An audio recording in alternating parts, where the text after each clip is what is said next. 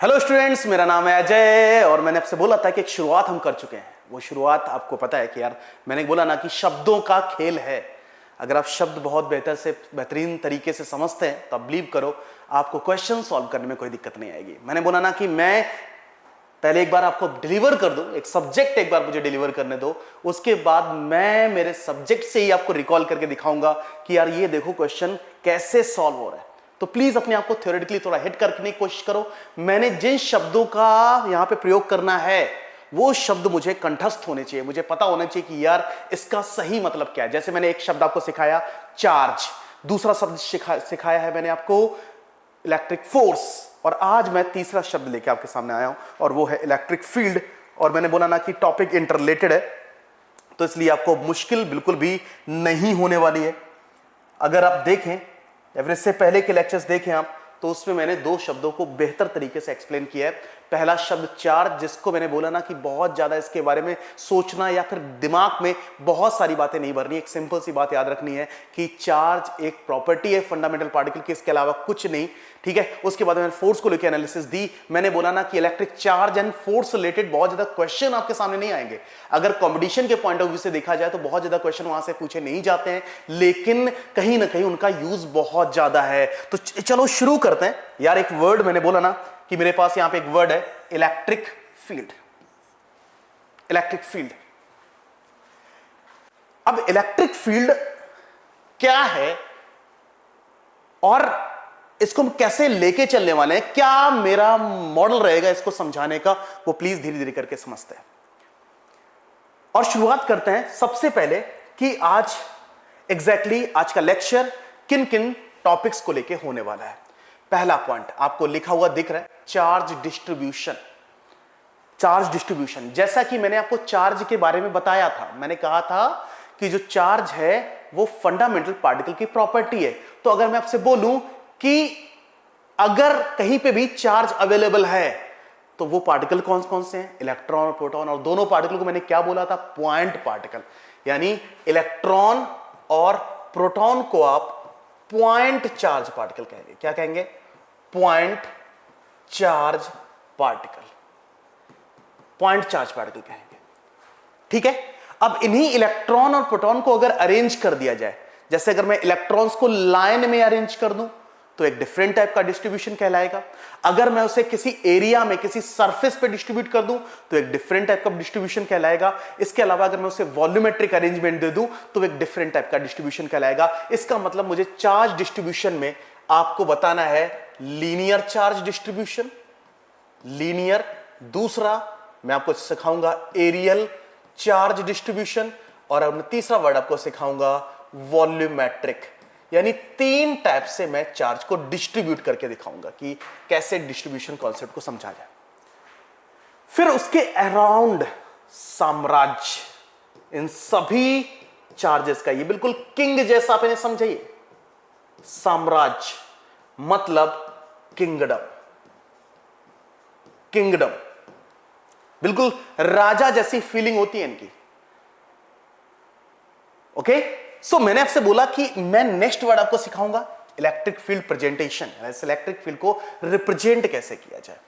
उसके बाद आपको देखने को मिलेगा electric field intensity due two point charge. यानी पॉइंट चार्ज की वजह से इलेक्ट्रिक फील्ड इंटेंसिटी, इंटेंसिटी का मतलब यहां पे इफेक्ट, कि अगर उस चार्ज के अराउंड में एक पर्टिकुलर पोजीशन पे जाके उसके इफेक्ट को मेजर करना चाहता हूं तो इफेक्ट कितना होगा।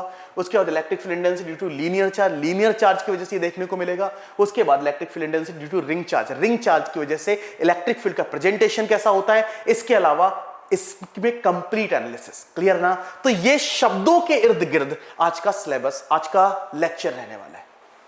ठीक है, और जब बहुत अच्छे से जानते हो कि मैं सबसे पहले आपको उस टॉपिक से रिलेटेड चीजें बताता हूं, देन मैं कुछ इंपॉर्टेंट क्वेश्चंस, जिन क्वेश्चन के बिहाफ पे चीजें बन के आ रही हैं, वो भी मैं आपसे डिस्कस करता हूं। ठीक है, सो आज के लेक्चर में ये 5 टॉपिक, इसके अलावा कुछ क्वेश्चंस जो कि अपना इंपॉर्टेंट रोल प्ले करेंगे। वैसे मैं क्वेश्चन के लिए एक अलग से सीरीज चलाऊंगा, अभी आप प्लीज अंडरस्टैंडिंग को मेंटेन करने की कोशिश कीजिए। चलो शुरू करते हैं आज का लेक्चर। और सबसे पहला वर्ड चार्ज डिस्ट्रीब्यूशन।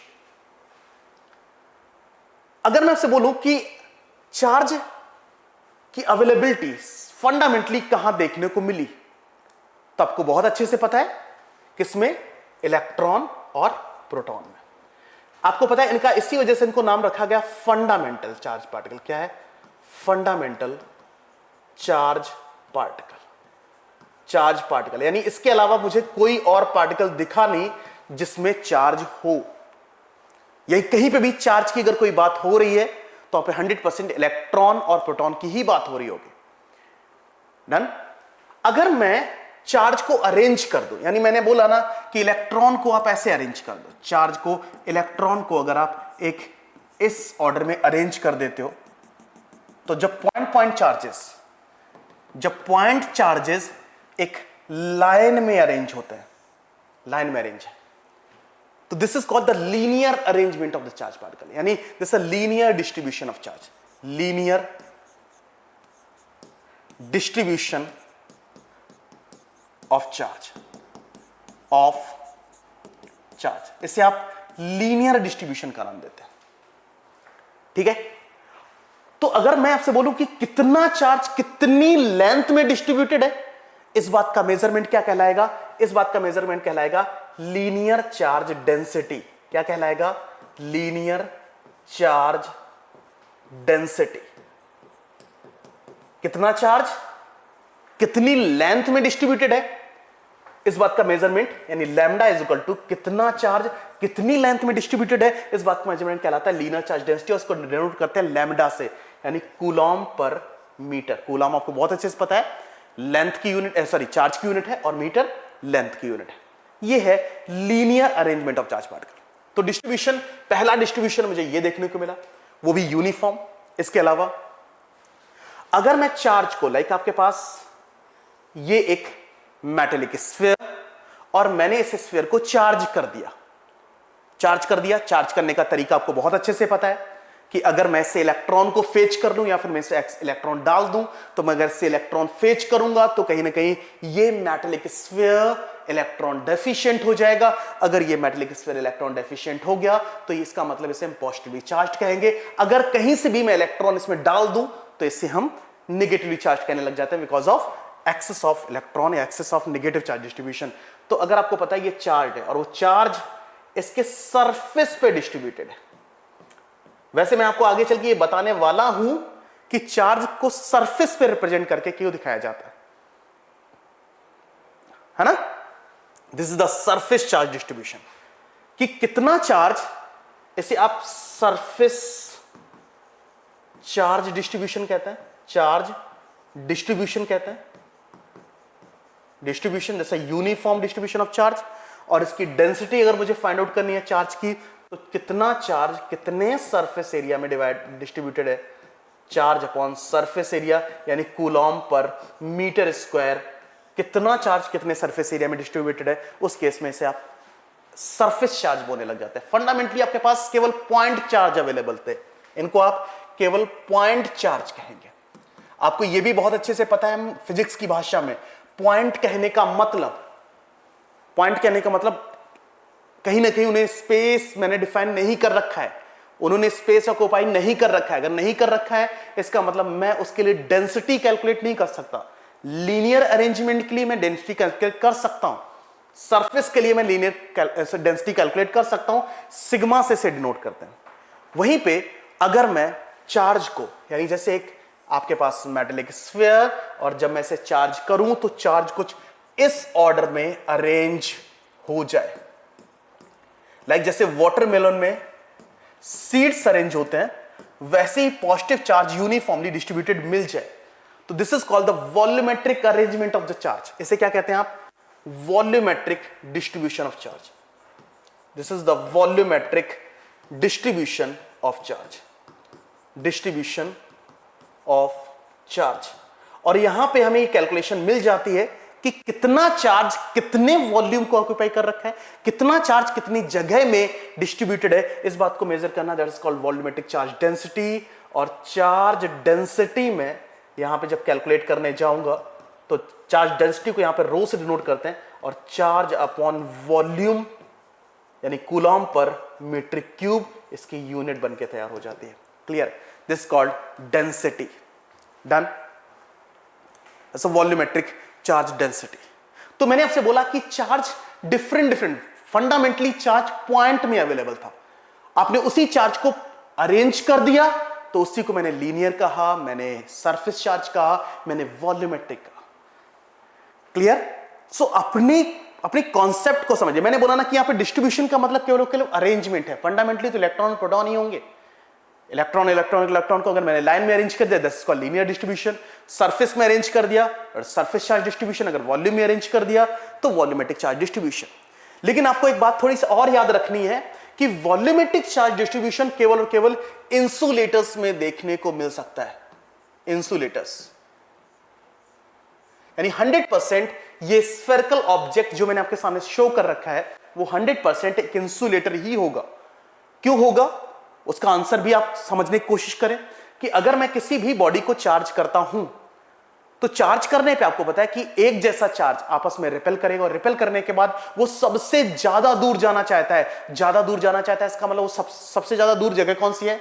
सरफेस, यानी वो सरफेस पे जाके स्टोर होना चाहता है।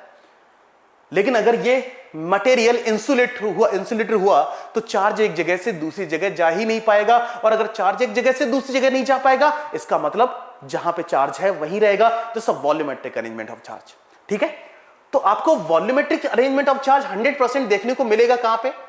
केवल और केवल एक ही सिचुएशन में आपको देखने को मिल सकता है, और वो है कि जिस ऑब्जेक्ट को आप चार्ज कर रहे हो वो 100% कैसा हो? इंसुलेटर हो। इसके अलावा अगर मैं सरफेस चार्ज की बात करता हूं तो सरफेस चार्ज 100% आपको वहीं देखने को मिल सकता है जहां पे ये जो मटेरियल है, जिस ऑब्जेक्ट को आप चार्ज कर रहे हैं वो कंडक्टर है। तो कंडक्टर को जब आप चार्ज करते हैं, यानी इलेक्ट्रॉन डेफिशिएंट और एक्सेस ऑफ इलेक्ट्रॉन, उन दोनों केसेस में इलेक्ट्रॉन आपको पता है अच्छा एक जैसा चार्ज आपस में रिपेल करेगा, और रिपेल करने के बाद वो सबसे ज्यादा दूर जाना चाहता है, और किसी भी ऑब्जेक्ट में सबसे ज्यादा दूर जाएगा उसकी सरफेस है। इसी वजह से आपने देखा कि वो सरफेस पे डिस्ट्रीब्यूटेड दिखाई दे रहा है।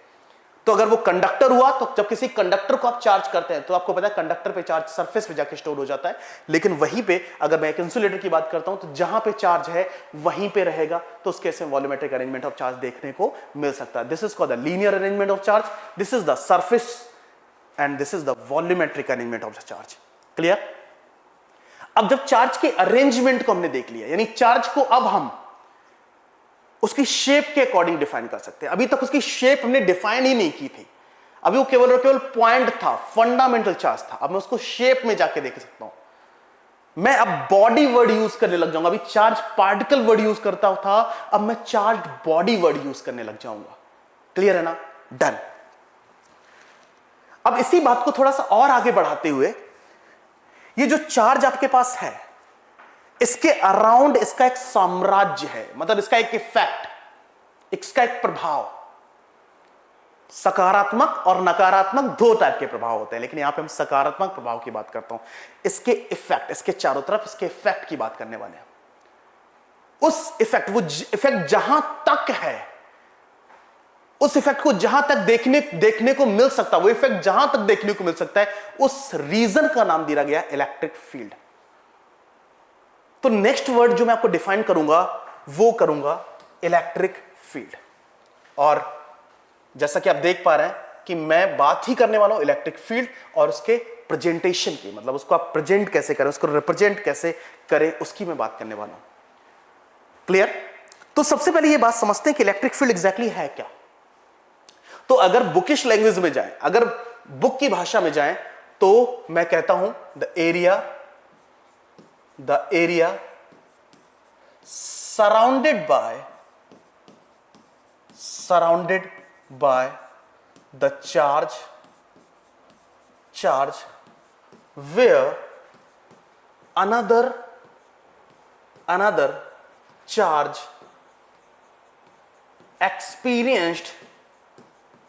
experienced a particular force. An area surrounded by the charge where another charge experienced a particular force. एक चार्ज के सराउंडिंग्स में वो एरिया जहां पर किसी दूसरे चार्ज को अगर लेके आते हैं तो चार्ज एक इफेक्ट एक्सपीरियंस करता है, एक फोर्स एक्सपीरियंस करता है, और वो फोर्स नेचर में अट्रैक्टिव और रिपल्सिव दोनों देखने को मिल सकता है। और जिस चार्ज को लेके आप ये स्टडी करने वाले हो, है ना, उस चार्ज का नाम वेयर अनदर टेस्ट चार्ज, मैं उसका चार्ज को टेस्ट वर्ड यूज करूंगा उसके लिए, इसको टेस्ट चार्ज, क्योंकि इस पर टेस्टिंग कर रहे हैं हम, और टेस्ट चार्ज को हमेशा पॉजिटिव कंसीडर कर लेते हैं। ये बात आपको थोड़ा सा ध्यान में रखनी है ना, टेस्ट चार्ज को हमेशा पॉजिटिव कंसीडर कर लेते हैं। वैसे जरूरी नहीं कि टेस्ट चार्ज हमेशा पॉजिटिव ही लिया जाए, लेकिन जनरली बुक में है ना, तो आप उसके अकॉर्डिंग ही क्वेश्चन समझें, मतलब फंडामेंटली हम उसे उसके अकॉर्डिंग अपने थॉट्स को डेवलप करते हुए चलें। डन। तो चार्ज के अराउंड वो एरिया जहां पर कोई दूसरा चार्ज एक इफेक्ट एक्सपीरियंस कर सकता है। अब आपके दिमाग में ये बात आती है कि सर वो एरिया है क्या, वो जगह ऐसी कौन सी जगह है, ऐसी क्या जगह वो दिखाई देती है। अगर मैं कहीं पे चार्ज रख दूंगा तो क्या सर वो उसके अराउंड एक ऐसा ग्लोब लाइक स्ट्रक्चर बन के तैयार हो जाएगा, क्या वो मुझे दिखाई देगा? क्या मेरे एजम्पशन में आप वो फिट कर सकते हो? क्या मैं उसे एज्यूम कर सकता हूं? अब प्लीज इस बात को समझें कि एजम्पशंस कैसे बनेंगे। अब देखो ध्यान से कि अगर मैं ये एरिया एक पॉइंट चार्ज के लिए देखने निकला, पॉइंट चार्ज के लिए देखने निकला, ध्यान रखना ऐसा आप यूं ही कुछ नहीं बोल सकते, ध्यान रखो ये सब कुछ एक्सपेरिमेंटली देखने को मिला है, जस्ट एक्सपेरिमेंटली ऑब्जर्व किया गया, उसके बाद डिफाइन किया गया। सबसे पहले एक्सपेरिमेंटली इस बात को समझा गया, देखा गया, एंड देन डिफाइन किया। अगर एक पॉइंट चार्ज की बात करते हैं तो एक पॉइंट चार्ज के अराउंड एक स्फेरिकल रीजन देखने को मिला, स्फेरिकल रीजन देखने को मिला जहां पे इसके इफेक्ट को एक्सपीरियंस किया जा सकता था। एक पॉइंट चार्ज अगर मैं कहीं क्यू प्लेस कर देता हूं, उसके सराउंडिंग्स में एक स्फेरिकल रीजन देखने को मिला जहां तक इसका इफेक्ट था। अगर आपको देखा जाए कि ये चार्ज का इफेक्ट यहां पे था, यस था, यहां था, यस यस यस, यहां पे हर जगह उसके इफेक्ट को देखने को मिला। यानी एक पॉइंट चार्ज और इसके अराउंड स्फेरिकल शेप रीजन जहां पे उसके इफेक्ट को देखा जा सकता था, उसके इफेक्ट को देखा जा सकता था। इसी वजह से यह कहा गया कि पॉइंट चार्ज की वजह से जो फील्ड बनती है, जो उसका साम्राज्य बनता है, वो कैसा बनता है? तो फील्ड का जो शेप होता है दैट्स अ स्फेरिकल शेप। जो फील्ड का शेप होता है स्फेरिकल फील्ड, स्फेरिकल शेप देखने को मिला जहां तक उसका इफेक्ट था।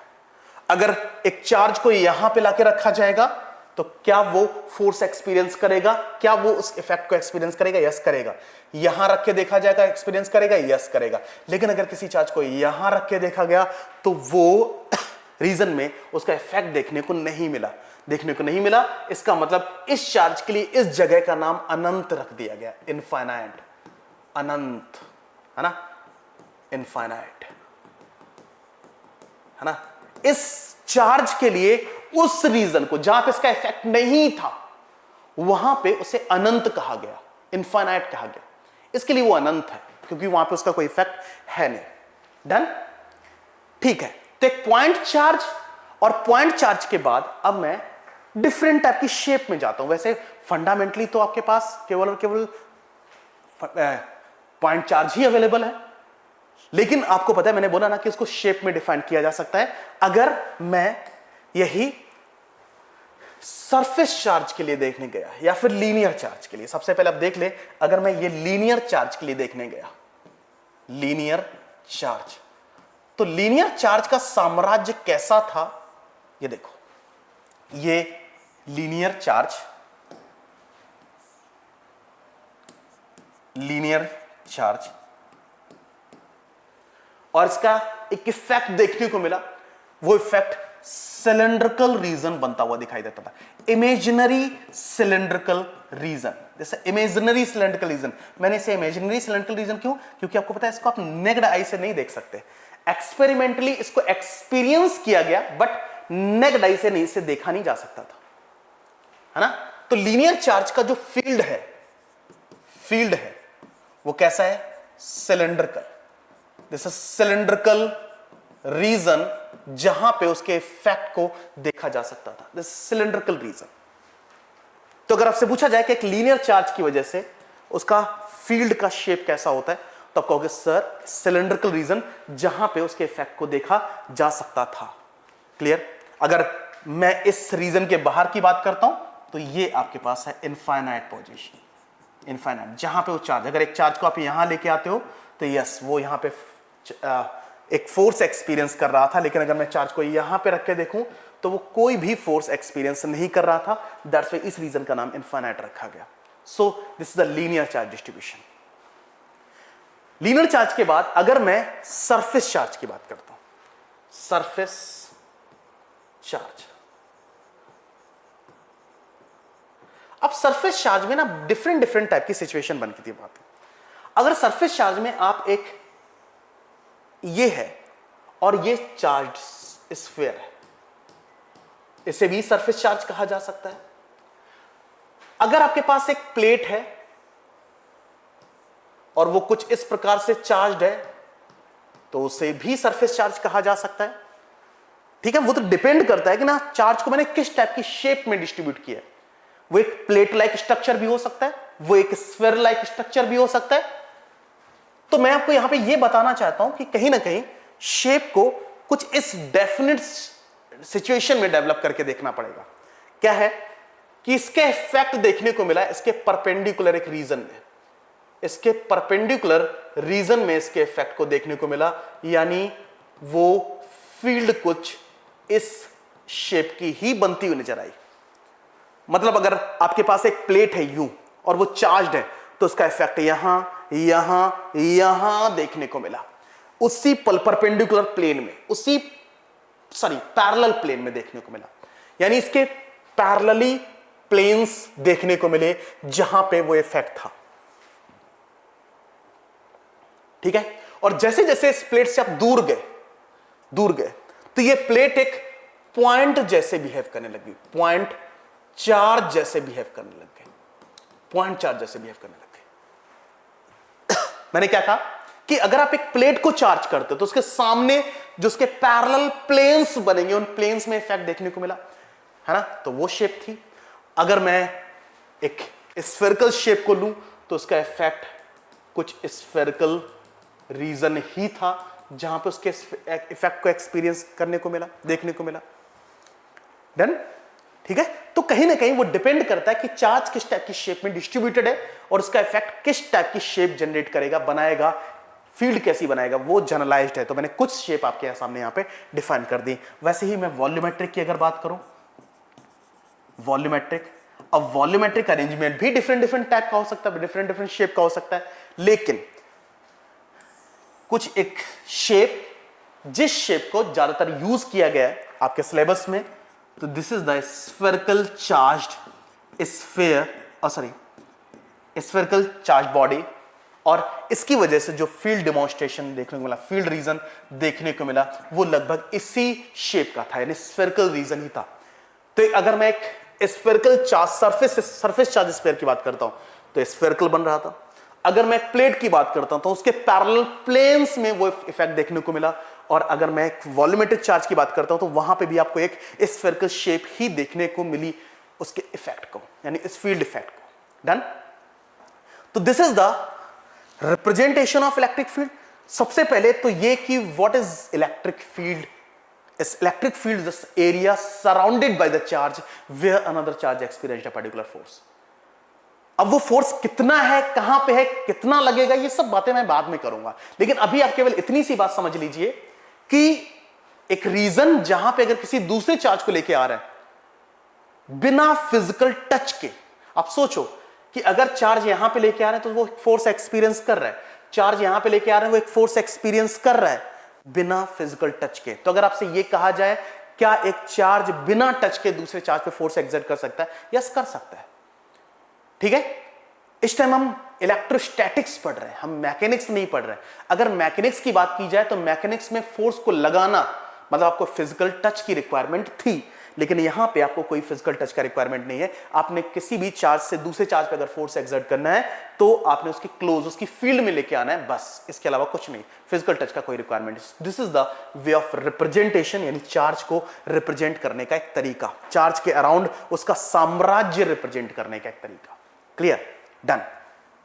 इसके बाद थोड़ा सा और आगे बढ़ते हैं, और फील्ड डेमोंस्ट्रेशन के बाद इफेक्ट है वो ठीक है, कितना है इस बात का कोई मेजरमेंट तो होगा, है ना? वो इफेक्ट कितना है उस बात का मेजरमेंट इंटेंसिटी कहलाता है।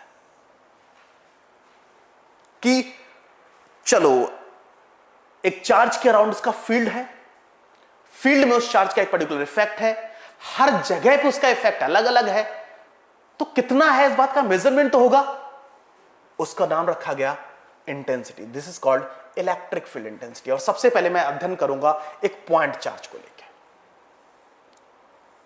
आप सभी को पता है कि पॉइंट चार्ज की वजह से उसका जो साम्राज्य बन रहा है, जो उसका फील्ड बन रहा है, वो कैसा बन रहा है? स्फेरिकल। यानी आपके पास ये पॉइंट चार्ज है, अगर मैं इस पॉइंट चार्ज के अराउंड उसकी फील्ड की बात करूं तो आपको पता है वो एक स्फेरिकल रीजन है, इमेजिनरी स्फेरिकल रीजन, जहां उसके इफेक्ट को देखा जा सकता था। ह्यूमन के लिए वो देखना असंभव है, वो इसे देख नहीं सकते, वो फील्ड को देख नहीं सकते। हां, एक्सपेरिमेंटली कुछ अरेंजमेंट ऐसे हैं जहां पे फील्ड को देखा जा सकता है, ठीक है? वो एक्सपेरिमेंट अरेंजमेंट में कहीं ना कहीं आपके सामने इलेक्ट्रोस्टैटिक को लेके कुछ एक्सपेरिमेंट भी लेके आने वाला हूं, जिससे वो फीलिंग्स डेवलप हो पाए आपके दिमाग में, ठीक है? तो चार्ज के सराउंडिंग्स में वो एरिया जहां पे फोर्स का एक्सपीरियंस किया जा सकता था, कितना किया जाता था, तो उसके बाद का मेजरमेंट। जैसा कि फील्ड को लेके कहा गया, फील्ड को लेके कहा गया कि इफेक्ट देखने को मिला, कितना इफेक्ट देखने को मिला, उसके लिए मुझे एक चार्ज को वहां पर रखना पड़ेगा। मैंने यहां पे एक टेस्ट चार्ज रखा, और टेस्ट चार्ज को मैंने आपको बता रखा है, टेस्ट चार्ज हमेशा आप पॉजिटिव कंसीडर करके चलेंगे, पॉजिटिव, ठीक है? एक टॉपिक मैं आपको पढ़ा चुका हूं। जैसे ही चार्ज को आप यहां पे प्लेस करोगे, आपको पता है कि आपने कितनी डिस्टेंस से प्लेस किया? r डिस्टेंस से प्लेस किया। तो यहां पर क्या देखने को मिल सकता है? ये चार्ज, ये वाला चार्ज इसको रिपेल भी कर सकता है और अट्रैक्ट भी कर सकता है। चार्जेस पता है, गैप पता है, तो ये चार्ज उस पर कितना फोर्स एक्सर्ट कर रहा है, यानी एफ क्यू नॉट कितना है, यानी क्यू चार्ज क्यू नॉट पे कितना फोर्स एक्सर्ट कर रखा है। सो सबसे पहले दिमाग में ये बात आती है कितना फोर्स एक्सपीरियंस कर रहा है। तो इसका मतलब जब आपने चार्ज को रखा तो क्वेश्चन आता है दिमाग में, how much force experienced by the test charge। ये बात सबसे पहले क्वेश्चन रेज होता है। तो फोर्स कैलकुलेट करने का फॉर्मूला कूलॉम्स लॉ। कूलॉम्स कहता है K Q naught upon are square, है ना? K Q naught upon are square. और अगर मैं डायरेक्शन की बात करूं तो यहां पे मैं इसमें आर यूनिट वेक्टर का मल्टीप्लाई करके इसको एज अ वेक्टर डिफाइन कर सकता हूं, क्योंकि फोर्स की जो डायरेक्शन है वो आर यानी पोजीशन वेक्टर की डायरेक्शन में ही है, और इसे आप आर यूनिट वेक्टर डिफाइन कर सकते हैं। डन। कितना फोर्स लग रहा है, ये बात का मेजरमेंट हो गया। मुझे वहां पे इस चार्ज के इफेक्ट का पता करना है। इफेक्ट को यहां पे आप इलेक्ट्रिक फील्ड इंटेंसिटी कहते हैं, इलेक्ट्रिक फील्ड इंटेंसिटी। और इसको कुछ ऐसे डिफाइन करते हैं, यानी कितना फोर्स एक्सपीरियंस हो रहा है, ये बात ठीक है। इस पॉइंट पे उस चार्ज के इफेक्ट का पता करना है। इफेक्ट को हम कहते हैं यहां पे इलेक्ट्रिक फील्ड इंटेंसिटी। और कैसे? कितना force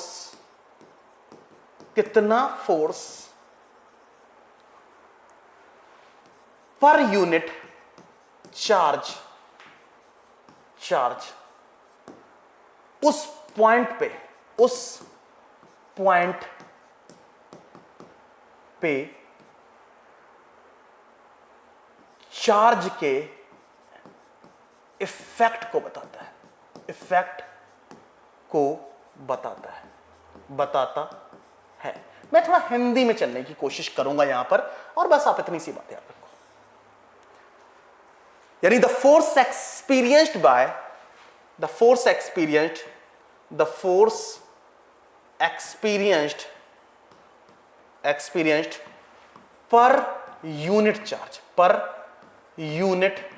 charge is equivalent of electric field intensity, this EFI उस पॉइंट पे उसके इफेक्ट को शो करता है। इससे डिनोट करते हैं E से, एंड E एक वेक्टर क्वांटिटी है, F upon Q naught, F this 1/4 pi epsilon naught Q naught upon are square, are unit vector upon Q naught से क्यू नॉट गया, that is 1/4 pi epsilon naught Q naught upon are square, are unit vector. तो आप यहां पे ध्यान से देखो, electric field की डायरेक्शन वही है जो फोर्स की डायरेक्शन है। आर यूनिट वेक्टर भी डायरेक्शन में ही फोर्स था, उसी डायरेक्शन में इलेक्ट्रिक फील्ड है। तो इलेक्ट्रिक फील्ड की डायरेक्शन क्या होती है? क्या इलेक्ट्रिक फील्ड इंटेंसिटी की डायरेक्शन में वही बोल सकता हूं जिस डायरेक्शन में उस टेस्ट चार्ज पे फोर्स लग रहा है। तो अगर मैं पूछूं इस टेस्ट चार्ज पे फोर्स किधर की तरफ लग रहा है, इस तरफ, तो इलेक्ट्रिक फील्ड इंटेंसिटी भी इस तरफ। अगर टेस्ट चार्ज पे फोर्स इधर की तरफ लग रहा है तो इधर की तरफ इलेक्ट्रिक फील्ड इंटेंसिटी।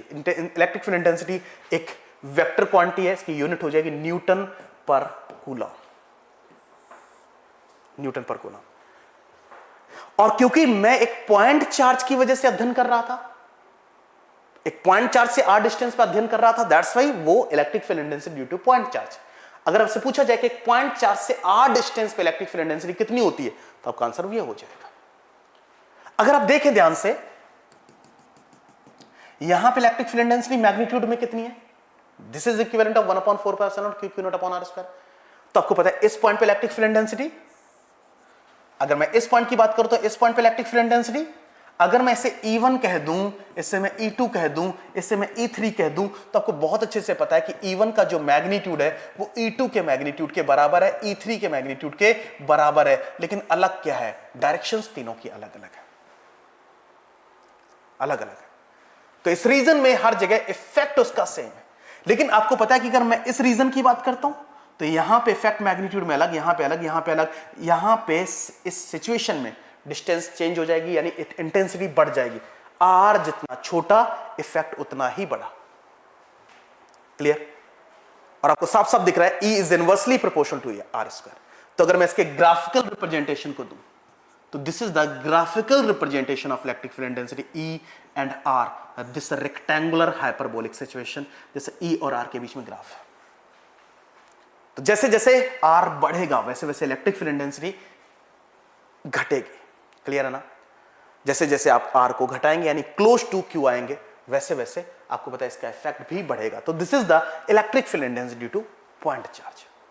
तो मैंने आपको क्या बताया कि चार्ज का डिस्ट्रीब्यूशन, उसके बाद मैंने कहा इसका एक साम्राज्य है, उसे हम किंगडम या फिर आप इलेक्ट्रिक फील्ड कह रहे हैं। उसके बाद उसका इफेक्ट है, कितना इफेक्ट है इस बात का मेजरमेंट F/Q0 से आप करेंगे।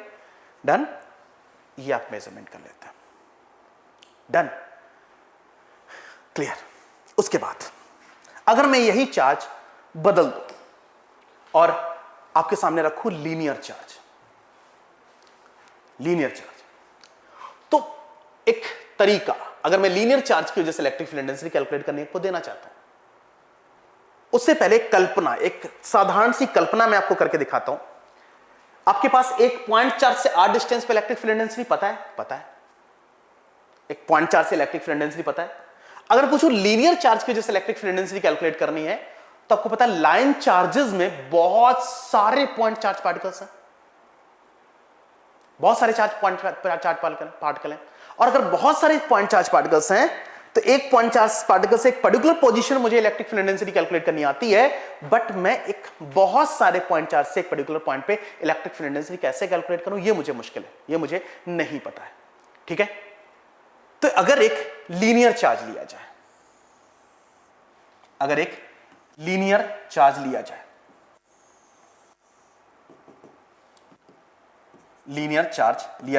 और इसकी लीनियर चार्ज डेंसिटी जो है वो लैम्डा है, लीनियर चार्ज डेंसिटी। ठीक है? और मुझे इस पॉइंट पे जाके इलेक्ट्रिक फील्ड इंटेंसिटी कैलकुलेट करनी है। ठीक है? आज से अगर 10 साल पहले की बात करूं तो ये डेरिवेशन का पार्ट हुआ करता था, डेरिवेशन का पार्ट हुआ करता था और समझाया जाता था कि इसके लिए फॉर्मूला ड्राइव करके बताया जाता था। फिक्स लेंथ के लिए इनफाइनाइट, दोनों एंड इनफाइनाइट हैं, दोनों एंड इनफाइनाइट हैं, फिक्स लेंथ है, एक साइड इनफाइनाइट है, एक साइड फिक्स्ड है, ये डेरिवेशन करके बताए जाते थे। ठीक है, तो अगर इसमें फंडामेंटल वे यूज किया जाए कि अगर मैं इसमें एक पॉइंट चार्ज मान लूं दैट इज डी क्यू, और जितनी लेंथ में ये डिस्ट्रीब्यूटेड है दैट इज डीएल, यानी अगर मैं पूछूं कि डीएल लेंथ में कितना चार्ज डिस्ट्रीब्यूटेड है दैट इज डी क्यू, तो क्या लैम्डा की value D q upon DL के बराबर होगी? डीएल के बराबर होगी, just D q upon DL के बराबर होगी। और मैं अगर पूछूं कि इस चार्ज की वजह से यहां पे इलेक्ट्रिक फील्ड इंटेंसिटी कैलकुलेट करके बताओ, तो मैंने आपको अभी बता रखा है कि आप उधर की तरफ एक पोजीशन वेक्टर ड्रॉ करते हैं। तो पोजीशन वेक्टर कैसे ड्रॉ करेंगे आप पोजीशन वेक्टर यूं ड्रॉ करेंगे। ठीक है, आपने पोजीशन वेक्टर ड्रॉ कर दिया, तो इस चार्ज से यहां पर पोजीशन वेक्टर मान लेते हैं आर वेक्टर है, यहां पे आपको इलेक्ट्रिक फील्ड इंटेंसिटी कैलकुलेट करनी है। तो इलेक्ट्रिक फील्ड इंटेंसिटी, क्योंकि स्मॉल चार्ज की वजह से कैलकुलेशन कर रहे हैं, that is equal to k d q upon are square are unit vector. आप ऐसे कैलकुलेट करेंगे। क्लियर? उसके बाद आपको पता है आप ऐसे बहुत सारे छोटे छोटे छोटे छोटे चार्जेस, उन चार्जेस की वजह से वहां पे इलेक्ट्रिक फील्ड इंटेंसिटी कैलकुलेट करेंगे। और आपको पता है कहीं ना कहीं आपको उसके बाद अलजेब्रिक वेक्टर समेशन करना पड़ेगा। अलजेब्रिक वेक्टर समेशन करने को समेशन करना पड़ेगा, यानी सभी पॉइंट चार्जेस की वजह से इलेक्ट्रिक फील्ड इंटेंसिटी कैलकुलेट करना एंड देन सभी का अलजेब्रिक समेशन करना। तो मुझे एक टास्क थी दिखाई देती थी, एक टास्क थोड़ा सा मुश्किल है ना। इस टास्क को आसान किया गया है आगे आने वाले चरणों में। जैसे जैसे आप इस टॉपिक में आगे बढ़ेंगे वैसे वैसे आपको थोड़ा सा आसान तरीका बताया जाएगा कि इस क्वेश्चन को सॉल्व करने का और आसान तरीका क्या है।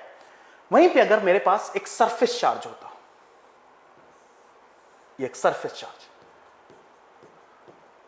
और सरफेस चार्ज की वजह से मुझे किसी पर्टिकुलर पॉइंट पे यहां पर इलेक्ट्रिक फील्ड इंटेंसिटी कैलकुलेट करनी होती, तो मैं एक इसमें स्मॉल सरफेस एरिया डीएस लेता, उसमें चार्ज देखता D Q, surface charge density sigma that is D q upon DS, और उसकी वजह से वहां पर इलेक्ट्रिक फील्ड इंटेंसिटी कैलकुलेट करने जाता। इसे आप आर वेक्टर कहते।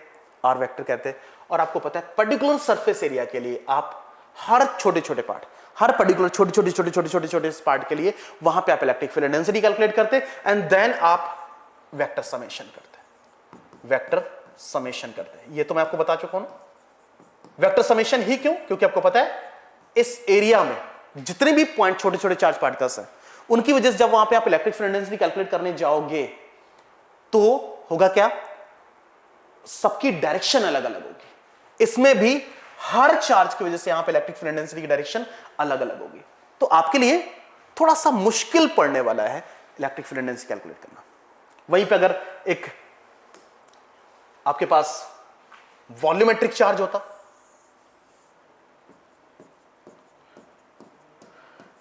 दिस वॉल्यूमेट्रिक चार्ज, और वॉल्यूमेट्रिक चार्ज की वजह से यहां पे आपको इलेक्ट्रिक फील्ड इंटेंसिटी कैलकुलेट करनी होती, तो इसमें स्मॉल वॉल्यूम डीवी कंसीडर करते, चार्ज डीक्यू कंसीडर करते, density rho d v upon d q, और इसकी वजह से मुझे यहां पे इलेक्ट्रिक फील्ड इंटेंसिटी कैलकुलेट करना पड़ता। और यूनिट वेक्टर बनाते, फॉर्मूला कैलकुलेट करते 1/4 pi epsilon naught d q upon are square are unit vector, this is the d e vector. लेकिन आपको ध्यान में रखना होगा ऐसी कितनी डीई वेक्टर्स बनती, जैसे डी1 वेक्टर, आप किसी और छोटे छोटे पॉइंट, फिर आपको यहां पे भी क्या करना पड़ता, अलजेब्रिक वेक्टर समेशन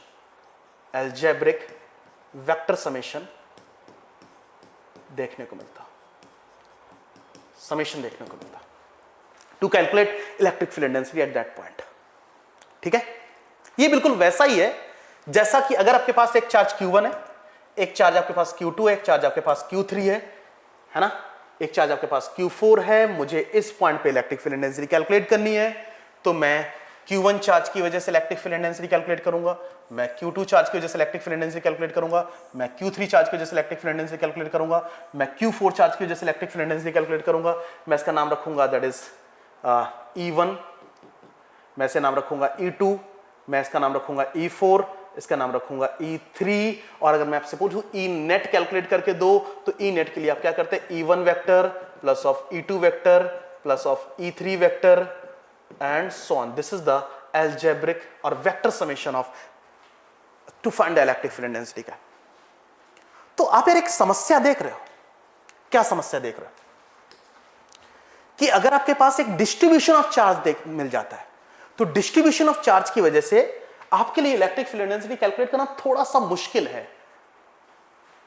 जब तक वो लिमिटेड नंबर ऑफ चार्जेस हैं तब तक तो शायद वो आसान भी हो कि यार मैंने कैलकुलेशन की और मेरे पास आए 1/4 पाई एप्सिलॉन नॉट तो कांस्टेंट है and summation of Q I upon are I square I12 and this is the E net. तो आपके लिए वो लिमिटेड नंबर ऑफ चार्जेस हैं तो शायद मेरे हिसाब से इलेक्ट्रिक फील्ड इंटेंसिटी कैलकुलेट करना आसान है. बट आपके पास यहां पर जो नंबर ऑफ चार्जेस हैं, अब नंबर ऑफ पॉइंट चार्जेस आपके लिए मेजर कर पाना थोड़ा सा मुश्किल है. इन बातों को थोड़ा सा आसान करके भी आगे दिया जाएगा. तो अभी हम इसके डेरिवेशनल पार्ट को नहीं देखेंगे. अभी मैं इसके डेरिवेशनल पार्ट को नहीं देखूंगा. अभी मैं केवल आपको समस्या समझाना चाहता हूं. समस्या क्या है कि एक लीनियर चार्ज की एक से पर्टिकुलर पोजीशन पे आपको इलेक्ट्रिक फील्ड इंटेंसिटी कैलकुलेट करना है. तो फंडामेंटल तरीके से अगर आप इलेक्ट्रिक फील्ड इंटेंसिटी कैलकुलेट करने जाओगे, जो वे हमने समझा है पॉइंट चार्ज के कॉन्सेप्ट से, वहां पे आपके लिए मुश्किल मिलती नजर आएगी. ठीक है, तो इस समस्या को आप समझो एंड देन आगे बढ़ो. क्लियर? डन. इसके अलावा आप इलेक्ट्रिक फील्ड इंटेंसिटी यानी एक रिंग चार्ज है और रिंग चार्ज से यानी आपके पास एक रिंग चार्ज और इस रिंग चार्ज से उसकी एक्सिस पे और रिंग चार्ज यानी जो रेडियस है वो r है, इस रिंग से उसकी एक्सिस पे इस पॉइंट पे आपको इलेक्ट्रिक फील्ड इंटेंसिटी कैलकुलेट करनी है. तो वही तरीका जो हम समझते हैं कि मैंने इस पे एक टेस्ट चार्ज dq मान लिया और इस dq चार्ज की वजह से वहां पे मुझे इलेक्ट्रिक फील्ड इंटेंसिटी कैलकुलेट करनी है. तो सिंपल सी बात है, मैं उधर की तरफ एक पोजीशन वेक्टर ड्रॉ करूंगा. अगर मैं यहां से यहां तक की डिस्टेंस की बात करूं तो ये आपके पास होगा √r² प्लस ऑफ x². ये dq चार्ज की वजह से यहां पे इलेक्ट्रिक फील्ड इंटेंसिटी की वैल्यू कितनी होगी, दैट इज de. अगर मैं d की वैल्यू कैलकुलेट करना चाहूं तो आपको पता है 1/4 पाई एप्सिलॉन नॉट, एक पॉइंट चार्ज से r डिस्टेंस पे इलेक्ट्रिक फील्ड इंटेंसिटी फॉर्मूला पता है, q for the dq upon √r² plus x² की पावर 3 x² का होल स्क्वायर. तो फॉर्मूला आपके पास क्या बना, that is 1/4 pi epsilon naught dq upon x² plus of r². तो अगर आपसे पूछा जाए कि एक रिंग चार्ज है, यूनिफॉर्मली चार्ज्ड रिंग, और इस यूनिफॉर्मली चार्ज्ड रिंग से यहां पर आपको इलेक्ट्रिक फील्ड यानी एक्सिस पे आपको इलेक्ट्रिक फील्ड इंटेंसिटी कैलकुलेट करनी है. ये एक्सिस है, लेफ्ट हैंड साइड और राइट हैंड साइड. तो मैंने क्या किया, रिंग के टॉप पे आप ऐसा समझो कि अगर मैं यहां पे ग्लास ही यूज करता हूं, इस ग्लास की बात करता हूं, तो मैं इस पार्ट को एक रिंग मान लूं, ये वाले पार्ट को, और इस पार्ट में को मैं चार्ज कर दूं. तो अगर जब मैं चार्ज कर दूंगा तो आपको पता है उसकी एक्सिस पे मुझे इलेक्ट्रिक फील्ड इंटेंसिटी कैलकुलेट करनी है. मैंने टॉप ऑफ द पोजीशन पे एक चार्ज dq कंसीडर किया और उसकी वजह से मैं यहां पे इलेक्ट्रिक फील्ड इंटेंसिटी कैलकुलेट कर रहा हूं. आपको पता है जो चार्ज यहां पे dq, वहां पे भी तो dq चार्ज होगा, क्योंकि इस पे टोटल चार्ज रिंग पे कितना था, q चार्ज था. तो dq बहुत सारे पॉइंट चार्ज मिलके ये एक रिंग जैसा स्ट्रक्चर बनाया होगा. तो अगर मैं इस dq चार्ज की बात करूं सिमेट्रिसिटी में, क्योंकि रिंग एक सिमेट्रिक बॉडी दिख रही है आपको, इस चार्ज की वजह से इलेक्ट्रिक फील्ड इंटेंसिटी कैलकुलेट करने जाऊं तो आपको पता मुझे यहां मिलेगा, और इस de की वैल्यू कितनी मिलेगी, that is 1/4 pi epsilon naught dq upon r² plus of x². मतलब इस चार्ज की वजह से यहां पे इलेक्ट्रिक फील्ड इंटेंसिटी और इस चार्ज की वजह से यहां पे इलेक्ट्रिक फील्ड इंटेंसिटी मैग्नीट्यूड में सेम है, डायरेक्शन भले ही अलग अलग है. अगर मैं इन वेक्टर्स की बात करूं, ये x एक्सिस मान लो, इसको आप y एक्सिस मान लो, ये एंगल अगर थीटा मानो तो ये भी थीटा, सिमेट्रिसिटी में ये भी थीटा, d का एक कंपोनेंट यहां पे de cos थीटा और यहां पे de sin थीटा. अगर मैं इस वेक्टर की बात करता हूं तो यहां पे de cos थीटा और यहां पर de sin theta. When two of the vectors are opposite to each other, equal in magnitude, they cancelled. इसका मतलब अगर मैं आपसे पूछूं कि इस ring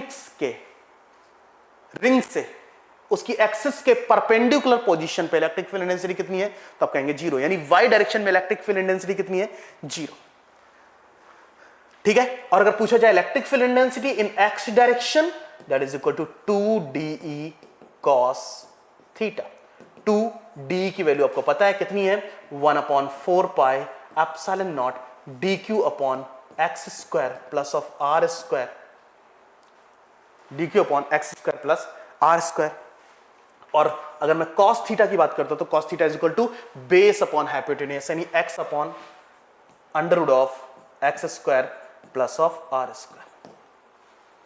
this is the electric field intensity towards x direction. Okay, तो यहां फर्दर हम इसे कैसे लिख सकते हैं, is DE towards x direction that is equal to 1/4 pi epsilon naught dq, यानी 2 times of 1/dq upon x square plus of r square की पावर 3/2 into x, ऊपर x भी होगा। क्लियर? तो यहां पे जो कांस्टेंट पार्ट हमको बाहर निकाल लेते थे, 2 into 1/4 pi epsilon naught x upon x square plus of r square की पावर 3/2। और अगर आप इसे इंटीग्रेट कर देते हैं तो इंटीग्रेशन ऑफ dq, अगर मैं चार्ज के लिए लिमिट यूज करना चाहूं, क्योंकि आपने दो जगह dq और dq कंसीडर किया जाता था, इसका 2 आप ऑलरेडी मान चुके हैं। तो अगर मैं उसे q तक, 0 से लेके q तक इंटीग्रेट करूंगा तो मुझे टोटल वैल्यू 2q मिल जाएगी। लेकिन आपको पता है कि रिंग पे कितना चार्ज डिस्ट्रीब्यूटेड है, चार्ज q डिस्ट्रीब्यूटेड है, दैट्स वाई इसे 0 से लेके q/2 तक आप इंटीग्रेट करें तो मुझे मिलेगा 2 into 1/4 pi epsilon not x upon x square की प्लस आर स्क्वायर की पावर 3/2 इंटू q/2, 2 से 2 चला गया, यहां से मिलता है qx upon 4 pi epsilon naught x square plus of r square की power 3/2। This is the electric field intensity towards x direction. तो अगर आपसे पूछा जाए एक रिंग के एक्सिस पे इलेक्ट्रिक फील्ड इंटेंसिटी क्या होती है, तो एक्सिस पे एक्स डिस्टेंस पे इलेक्ट्रिक फील्ड इंटेंसिटी कितनी है, कितनी। अगर मैं सेंटर पे बात करूं, E इलेक्ट्रिक फील्ड इंटेंसिटी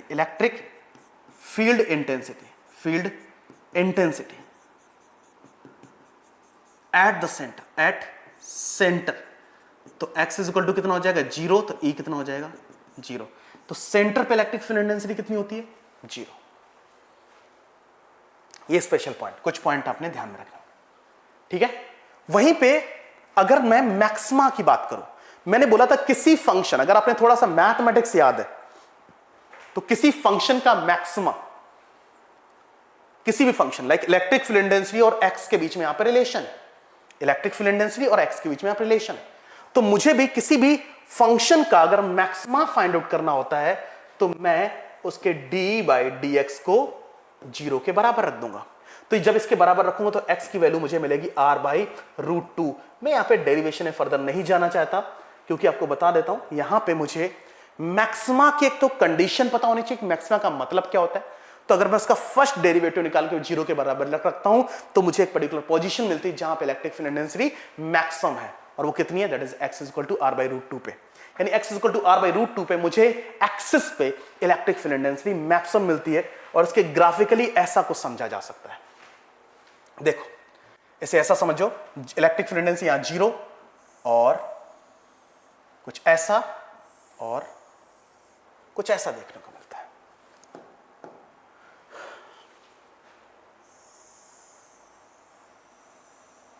इस प्रकार से। तो अगर आपसे पूछा जाए कहां पे इलेक्ट्रिक फील्ड इंटेंसिटी ज्यादा मैक्सिमम है, तो x is equal to r/√2 पे, और यहां पे भी electric field intensity x is equal to -r/√2 पे इलेक्ट्रिक फील्ड इंटेंसिटी मैक्सिमम देखने को मिलती है। तो अगर आपसे पूछा जाए ग्राफिकल रिप्रेजेंटेशन है इलेक्ट्रिक फील्ड इंटेंसिटी E और यहां पे E और x के बीच में ग्राफ बनाना है, x के बीच में ग्राफ बनाना, तो ये ग्राफ आपके पास है। इसको मैं थोड़ा सा डिफरेंट कलर से अप्रोच कर देता हूं जिससे आपको समझ आ जाएगा कि मैं यहां पे ग्राफ की बात कर रहा हूं। तो this is the graphical representation of electric field intensity and position. Clear? आपको मैक्सिमम इलेक्ट्रिक फील्ड इंटेंसिटी कहां देखने को मिल रही है, x r/√2 पे। कैसे? मैंने बोला ना, किसी भी फंक्शन का आपको मैक्सिमा फाइंड आउट करना है तो उसके फर्स्ट डेरिवेटिव को, यानी उसका जो डेरिवेटिव है उसको 0 के बराबर रखो। यहां पे x की एक पर्टिकुलर वैल्यू मिलेगी और वैल्यू यहां पे कितनी मिल रही है, r/√2। क्लियर?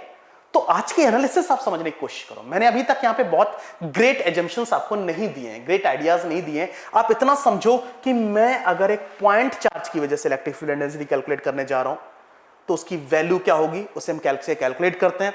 फिर वहीं पे मुझे linear charge, surface charge and volumetric charge की वजह से जब कैलकुलेशन करनी पड़ गई तो मुझे मुश्किल देखने को मिल रही है।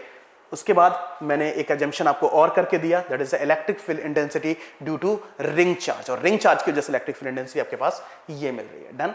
इसका ग्राफिकल रिप्रेजेंटेशन, मैक्सिमा कहां पर मिलता है, रिंग के सेंटर पे इलेक्ट्रिक फील्ड इंटेंसिटी कितनी होती है, ये सारी बात है। तो अभी तक के एक एनालिसिस और इलेक्ट्रिक फील्ड से कुछ क्वेश्चंस बनते हैं। किस प्रकार से क्वेश्चन आपको देखने को मिल सकते हैं, एनसीईआरटी कैसे क्वेश्चन आपसे पूछती है, एनसीईआरटी मैक्सिमम क्या आपसे पूछ सकती है, वो मैं आपको आपके सामने यहां पे कुछ क्वेश्चंस लेके आया। यहां तक कि मैंने ये डिक्लेयर किया है कि किस पेज नंबर से कैसे क्वेश्चन बन के आया। ठीक है, तो एनसीईआरटी के इंपॉर्टेंस को भी समझिए, कॉन्सेप्ट को भी बेहतर तरीके से रीड कीजिए। और मैंने बोला ना कि ये मैं एनालिसिस आपको इसलिए दे रहा हूं बिकॉज ऑफ आप अगर बोर्ड परीक्षाओं की तैयारी कर रहे हैं तो वो भी आप यहां से कर पाए। वैसे मेरा मोटिव यहां पे कहीं ना कहीं आपके कंपटीशन को अप्रोच करना है, दैट्स वाई मुझे यहां पे थोड़ा सा, मैं इसमें बहुत ज्यादा एक्सप्लेनिंग मोड में नहीं गया, मुझे कहीं ना कहीं आपको डिलीवर करना है कॉम्पिटिटिव ऑर्डर। दैट्स वाई मैं आपके पहले बेसिक्स कंप्लीट करना चाहता हूं, बेसिक्स के बाद मैं आपको अप्रोच करना सिखाऊंगा कि यार कैसे क्वेश्चन, फिजिक्स का क्वेश्चन सॉल्व होता है। डन। तो मेरे पास कुछ क्वेश्चंस हैं, उन क्वेश्चंस को यहां पे देखते हैं, जो क्वेश्चंस कहीं ना कहीं आज की एनालिसिस पे बेस्ड है, आज के ही टॉपिक पे कहीं ना कहीं बेस्ड है। अगर आप पहला क्वेश्चन देखते हैं यहां पे, तो पहला क्वेश्चन देखो, मैंने बोला ना कि एनसीईआरटी को मैंने यहां पे ब्रेक किया है, एनसीईआरटी के एजम्पशन को मैंने यहां पे फॉलो किया है। और अगर आप देखें तो यहां पर मेरे पास फर्स्ट ऑप्शन ये, फर्स्ट क्वेश्चन आपके पास ये है, और देखो क्या है लिखा है, a vertical electric field of magnitude 4.9 into 10⁵ Newton पर कूलम। अभी रिसेंटली मैंने आपसे बताया इलेक्ट्रिक फील्ड इंटेंसिटी का फॉर्मूला F/Q होता है, F की यूनिट न्यूटन है, चार्ज की यूनिट जैसा न्यूटन पर कूलम। तो प्लीज आप थोड़ा सा इसको इंटरप्रेट करना भी समझें। कई बार स्टूडेंट ये गलती कर देते हैं कि वो यूनिट को बिना देखे वैल्यूज को प्लेस करना शुरू कर देते हैं। तो यूनिट को हमें थोड़ा सा समझना है, इंटरप्रेट करना है कि यार मैं जब उसे यूज करूं तो कहीं ना कहीं वो गलती ना मुझसे हो जाए। तो यहां पे अगर मैं मैग्नीट्यूड की बात करूं electric field intensity, that is equal to 4.9 into 10⁵। उसके बाद क्या लिखा है, just prevent a water droplet of a mass 0.1 gram from falling, the value of charge on the droplet will be. एक ड्रॉप है जिसपे जो कितने ग्राम का है, 0.1 ग्राम का है। कितना है, 0.1 ग्राम का है। तो मुझे बताओ कि अगर मैं यहां पे एक ड्रॉप छोड़ूं तो किधर की तरफ जाएगी, बताओ जल्दी बताओ। अगर मैं 0.1 ग्राम या फिर किसी भी मास की ड्रॉप को छोड़ दूं तो वो कहां जाने की कोशिश करेगी, वो नीचे की तरफ जाने चाहती है ना। क्यों जाना चाहती है, ड्यू टू इट्स वेट। तो अगर ड्रॉप अगर मैं छोड़ता हूं तो ड्यू टू ग्रेविटेशन वो नीचे की तरफ जाना चाहती है। इसका मतलब नीचे की तरफ कितना फोर्स एक्सर्ट कर रखा है, अपने वेट के बराबर, यानी mg। m कितना है, 0.1 into acceleration due to gravity कितना होता है, 10, यानी आपके पास है 1 न्यूटन। इसका मतलब यह है कि जो ड्रॉप है उस पे नीचे की तरफ कितना फोर्स एक्सर्ट हो रहा है, नीचे की तरफ कितना फोर्स एक्सर्ट हो रहा है, दैट इज 1 न्यूटन। अब मुझे इसे गिरने से रोकना है, किसकी हेल्प से, इलेक्ट्रिक फील्ड की हेल्प से। तो अब मुझे एक बात बताओ, सबसे पहले मुझे बताओ कि इलेक्ट्रिक फील्ड में क्या ये ड्रॉप फोर्स एक्सपीरियंस करेगी। आपको अगर सर ड्रॉप फोर्स एक्सपीरियंस करते कभी नहीं सुना, हां, अगर ये चार्ज होता तो ये फोर्स एक्सपीरियंस करती। तो एक काम करते हैं, इसको चार्ज कर दें, क्योंकि मुझे उस पर चार्ज चाहिए, तो मैं चार्ज कर देता हूं उसे, मैं उसे चार्ज कर देता हूं, उसे पॉइंट चार्ज समझता हूं। और कितना चार्ज दे देता हूं उसको, क्यों, मुझे बताओ कि मैं इलेक्ट्रिक फील्ड को कैसा मानूं कि उस पर लगने वाला फोर्स ऊपर की तरफ हो जाए। मैंने आपको बताया था फोर्स हमेशा किधर की तरफ एक्ट करता है, in the direction of electric field. जो टेस्ट चार्ज है उसको हमने क्या मान लिया, पॉजिटिव मान लिया। तो इलेक्ट्रिक फील्ड को मैं कहां लूं जिससे उससे लगने वाला फोर्स ऊपर की तरफ हो।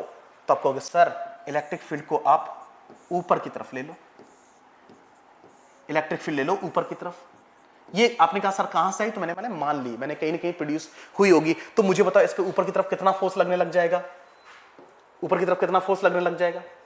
F is equal to q e, इतना फोर्स लगने लग जाएगा। तो इलेक्ट्रिक फील्ड इतनी है, इलेक्ट्रिक फील्ड पता है, चार्ज मैंने माना है, लेकिन आपको पता है अगर गिरने से रोकना है तो क्या क्यू ई एम जी के बराबर होना चाहिए। तो Q कितना है पता करना है, E कितना है 4.9 इंटू 10⁵, M कितना, mg कितना है 1, तो आपके पास Q इज इक्वल टू कितना आ जाएगा 1/4.9 इंटू 10⁵। तो ये आपके पास कितना जाएगा, कहीं ना कहीं 10⁻⁵ अपॉन 4.9 या फिर 10 इंटू 10⁻⁶ अपॉन 4.9, यानी something 2 into 10⁻⁶, something 2 into 10⁻⁶। Q is equal to mg। लेकिन बेटा एक चीज है, यहां पे 0.1 जो था वो ग्राम में था, तो इसको किलोग्राम में भी तो कन्वर्ट करना पड़ेगा।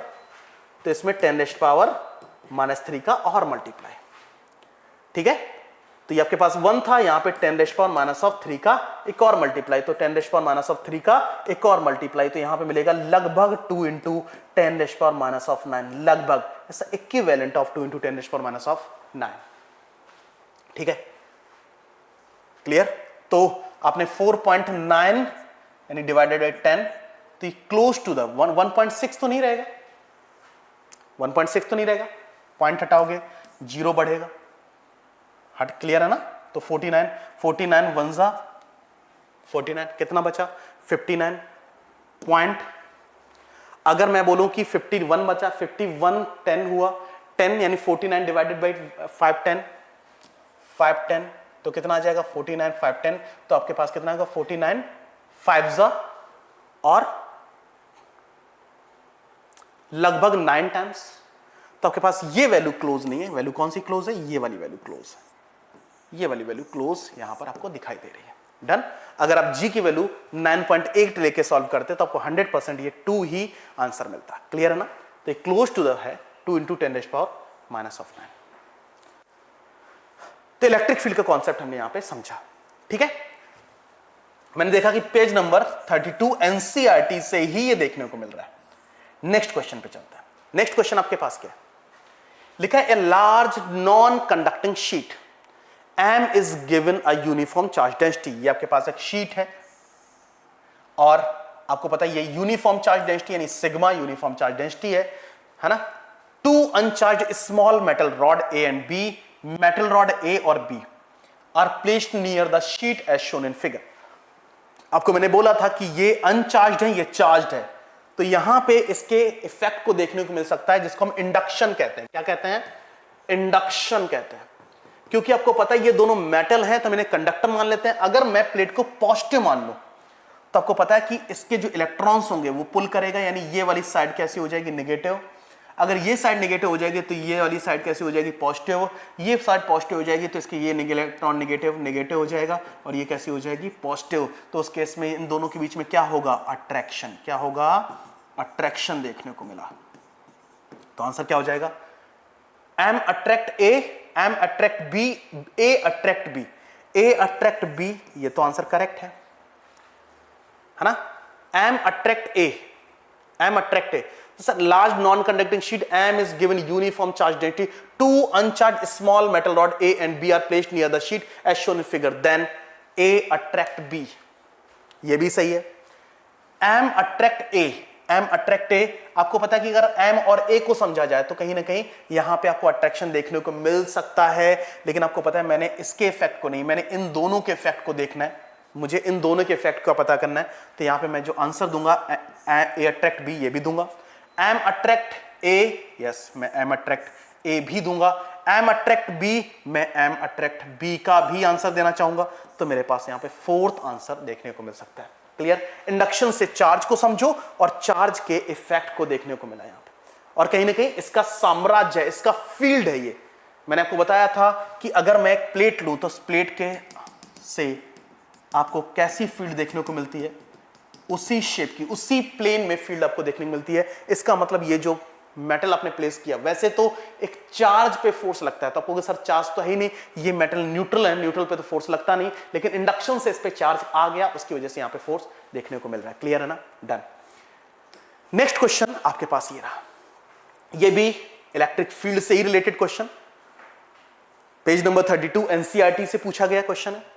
अ charged ball B hangs from a silk thread S, ये थ्रेड है, सिल्क से आप कंफ्यूज मत होना।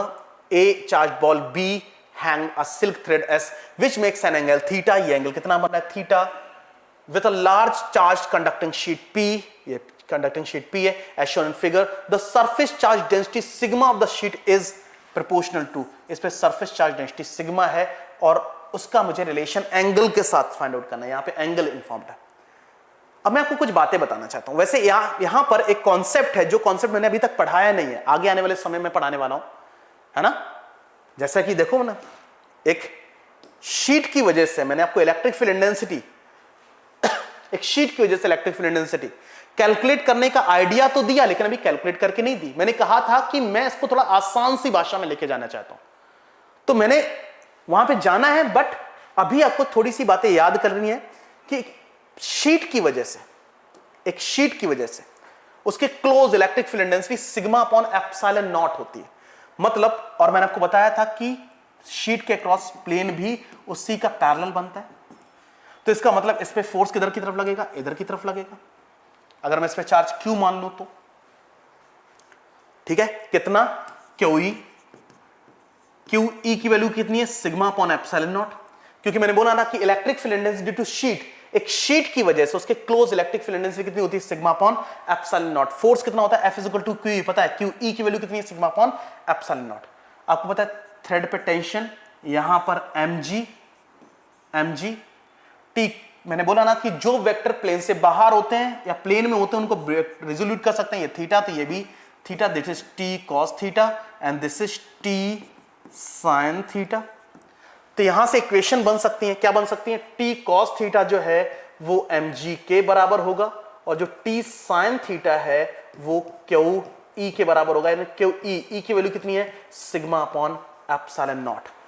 अगर मैं इक्वेशन 1 मान लूं और इसे इक्वेशन 2 मान लूं, तो इक्वेशन 2 को मैं फर्स्ट से डिवाइड कर दूंगा, तो T sin theta upon T cos theta and T sin theta have an value sigma into charge upon epsilon naught upon mg, T से T यानी that is equal to tan theta.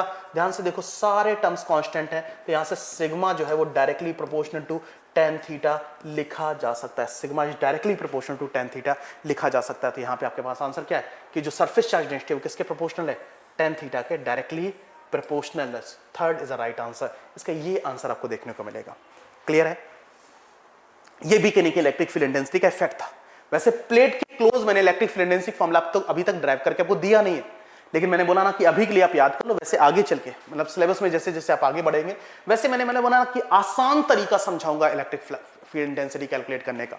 जो यहां पे आपको मुश्किल से एजम्पशंस देखने को मिल रहे हैं, यहां पे आपको मुश्किल से एजम्पशंस देखने को मिलते हैं, ये इनको मैं आसान भाषा में आपके सामने लेके आऊंगा। दैट्स व्हाई मैंने आपको इनके यहां पे होल्ड करके रखा है, मैंने भी समझाया नहीं है। मेरे पास नेक्स्ट क्वेश्चन क्या है, देखो नेक्स्ट क्वेश्चन क्या है ये, ठीक है। और ये क्वेश्चन वैसे मैं कहूंगा कि आप करने की कोशिश करें। 2 point charge plus Q and plus Q R separated by a certain distance, यानी आपके पास एक प्लस क्यू चार्ज है और एक प्लस क्यू चार्ज है और ये गैप सेपरेटेड एक डिस्टेंस से, डिस्टेंस मान लेते हैं आर है। आपको पता है इसमें जो प्लस क्यू चार्ज है वो greater than of plus Q charge है, मतलब ये चार्ज इससे मैग्नीट्यूड में बड़ा है, ठीक है।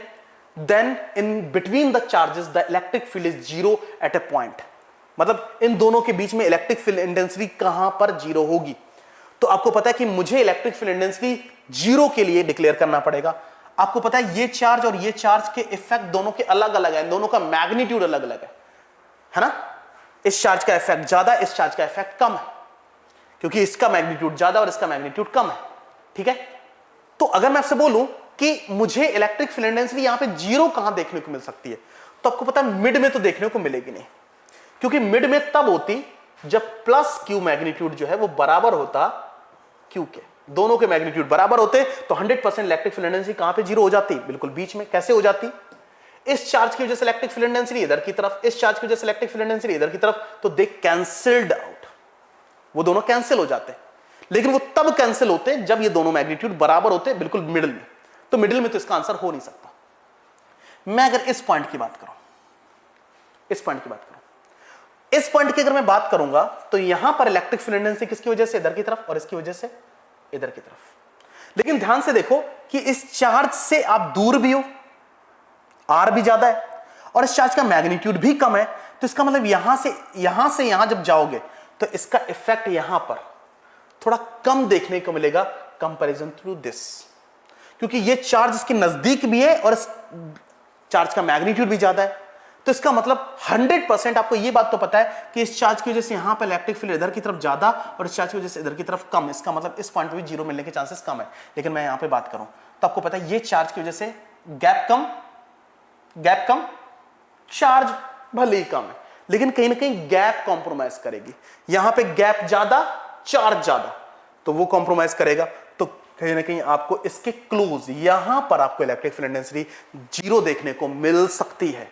ठीक है, तो closer to plus q, no, closer to q, yes, exactly at the mid point, no, mid point पे कब मिलता, जब ये दोनों चार्जेस मैग्नीट्यूड में सेम होते, nowhere on the line segment joining plus and gear, यानी इसमें कहीं पे भी नहीं, ऐसा गलत है ना। तो इसका आंसर क्या होगा, closer to q is the right answer, ये आंसर हो जाएगा। ठीक है, इसको थोड़ा फील करने की भी कोशिश करना। नेक्स्ट क्वेश्चन आपके पास ये रहा, देखो, in an electron has an initial velocity in the direction different from that of an electric field, the path of the electron is, ठीक है, क्या in an electron has an initial velocity in a direction different from that of electric field, जैसे आपके पास electric field इधर की तरफ है, electric field इधर की तरफ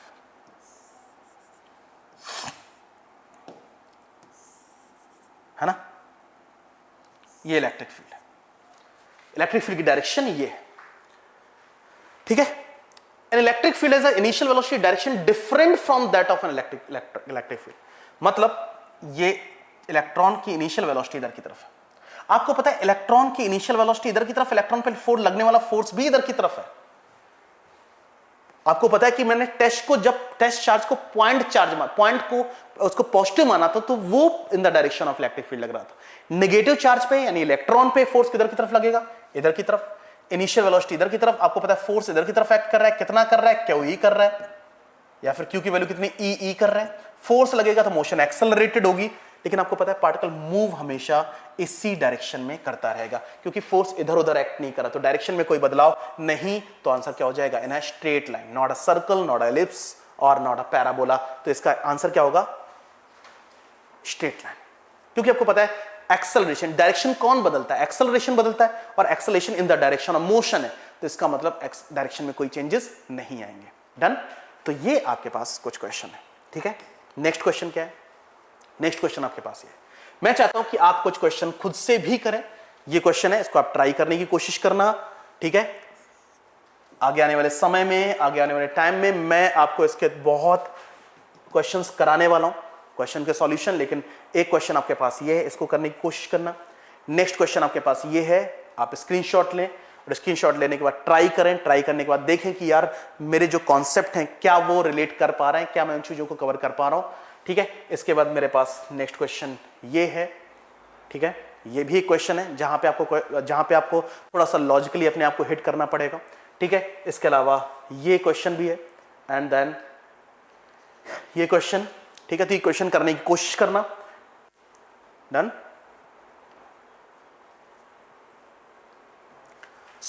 आज के सेशन में इतना।